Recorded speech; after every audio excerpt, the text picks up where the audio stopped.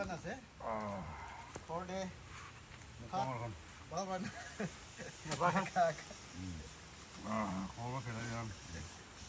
চাবি হোমলেছন তেৰিকা এতিয়া কি আনি সামালি কৰা আছে তোৰ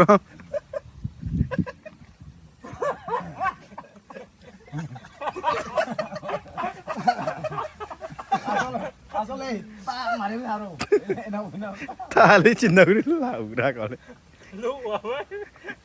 মাংস জাগানে এটা সবজি তো খাই নাই চাবি তুই গারিলা মুখ তো চাই না মই মৰো নপৰা